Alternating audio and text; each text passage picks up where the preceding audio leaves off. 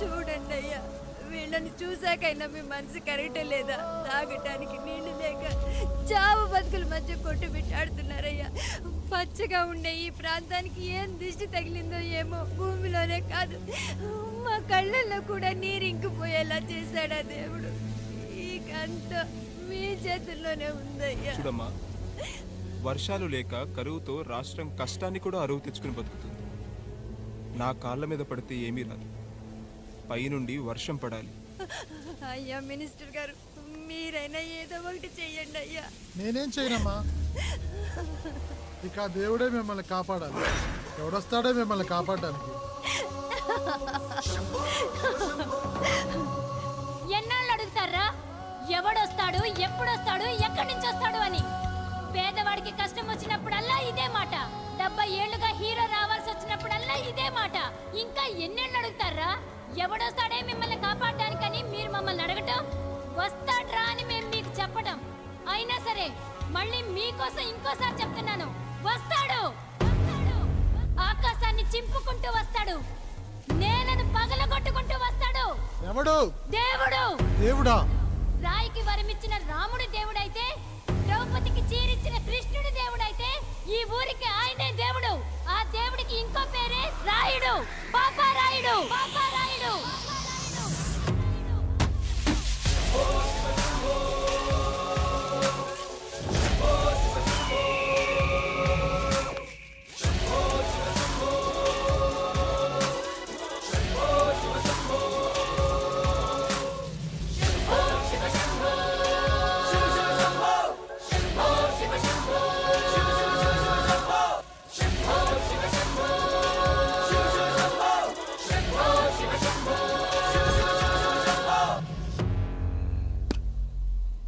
ఏంటి సమస్య? అయ్యా, ఊరికి కరువు వచ్చింది. అదిగో ఆ నలుగురు దాహంతో చనిపోతున్నారయ్యా.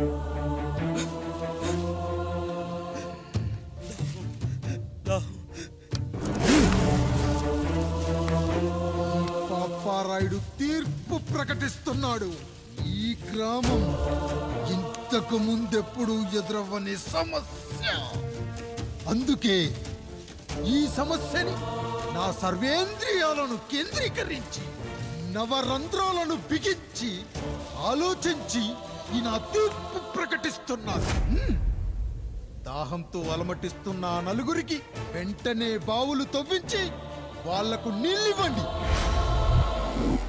అంత సమయం లేదయ్యా. మరో 5 నిమిషాలు వారి చేత నీళ్లు తాగించిపోతే చచ్చిపోతారయ్యా. పూజారి, మరేంటిప్పుడు దీనికి పరిష్కారం? నృత్యం. సంగీతానికి శిలలు, నృత్యానికి మేఘాలు కరుగుతాయని శాస్త్రం చెబుతుంది. ఆ నాట్యానికి ఆకాశం కరిగి వెంటనే వర్షం పడాలి. అందుకు ఆ నటరాజైన శివుడే మార్గం చూపించాలి.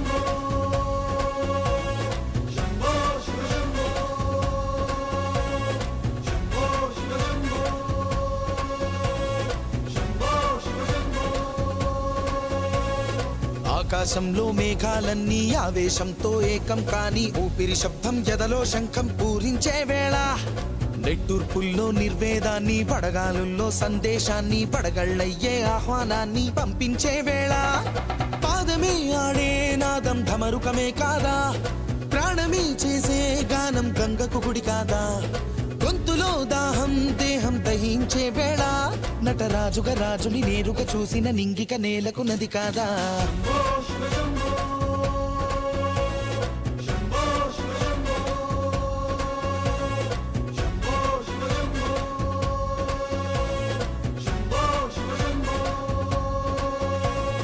నిమిషం విషమైతే గళమే సిద్ధం అని చెప్పే శివతత్వమే, వేషం వేయించే నాట్యం చేయిస్తే మేఘం పులకించదా, ఊరికే బాధే మోసే రాజే కాడంటూ, ఊరికై యుద్ధం చేసే శక్తి ఉందంటూ, మండిన హోమంలో నా సమిధే తానంటూ తన దేహమే మబ్బుగా స్వేదమే వానగ గొంతులు నేరుగా తడిపేనా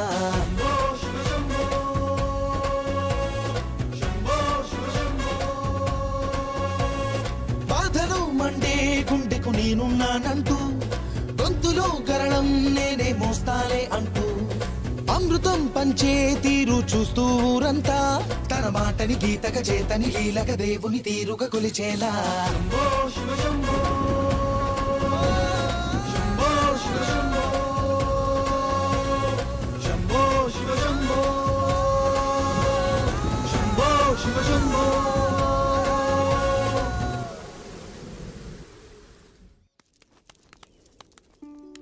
అయ్యా దేవుడిచ్చిన ప్రసాదం అనుకుని నలుగురిని కన్నాను, ముగ్గురికి పెళ్లి చేయగలిగానయ్యా. ఈ ఊరు ఏమిచ్చినా మీరు తీసుకుంటారు కదయ్యా, ఇది మిగిలిపోయింది, తమరే ఏదో ఒకటి చెయ్యండి అయ్యా.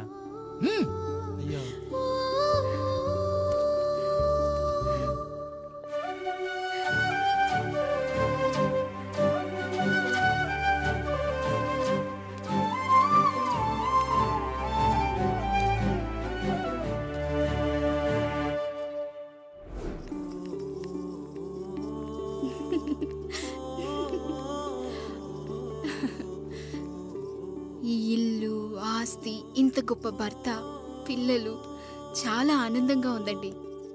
కానీ నాకు ఒకటే లోటు, మన తర్వాత మన పిల్లల్ని చూసుకోవడానికి వీళ్ళకొక అన్నయ్య కావాలండి. అచ్చం మీ పోలికలతో వీళ్ళకొక అన్నయ్యని కందామండి. నువ్వు అడిగితే కాదనగలనా?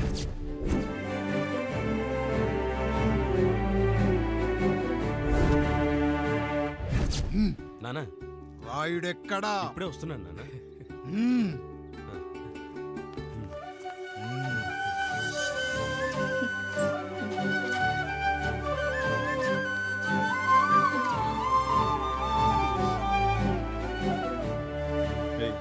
చూడరా, మీ అన్న మీద పగ తీర్చుకోవడానికి నీకు ఇదే సరైన సమయం. పర్లేదంటావా? ఏం పర్వాలేదు. అయ్యా. ఎరా రంగా, ఏం కావాలో అడగరా. నీకంటూ ఏమి ఇవ్వలేదు, నువ్వు ఏమి అడగలేదు, చెప్పరా. మా అన్నకు నాకు పడట్లేదయ్యా. తోడ పుట్టినవాడని చాలా సహించాను, అడ్డమైన దానాలు చేసి ఆస్తి మొత్తం పోగొట్టాడు. ఇప్పుడేం కావాలరా? కొద్దిగా ఈ కత్తి తీసుకొని వాడిని చంపి పెట్టండి అయ్యా.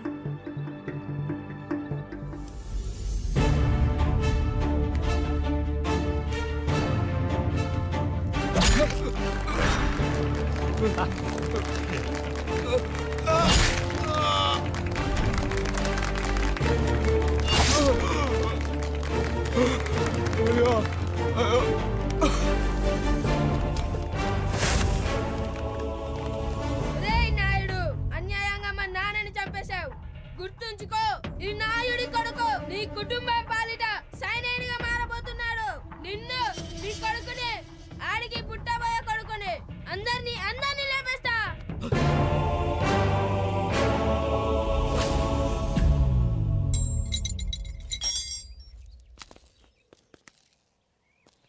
ఏం జరిగింది?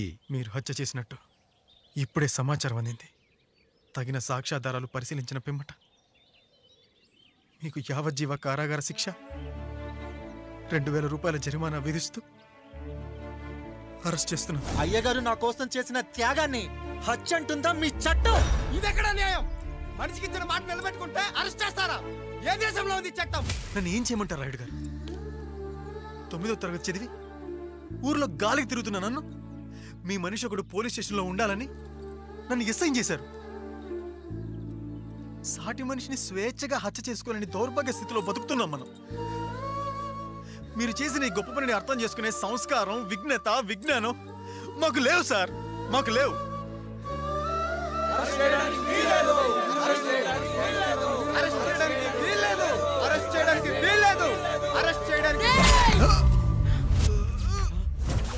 అయ్యా నాయుడు గారు, అయ్యా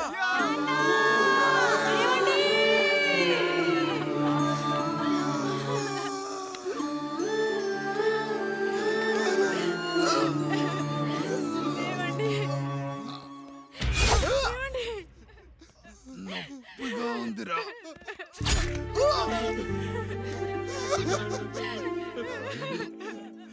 సుధా, నేను లేకుండా ఎలా ఉండగలను? పర్వాలేదండి, బిడ్డలతో నేను ఉండిపోతాను.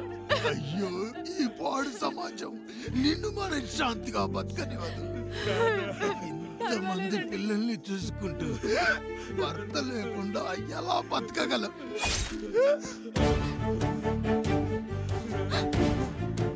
వద్దండి.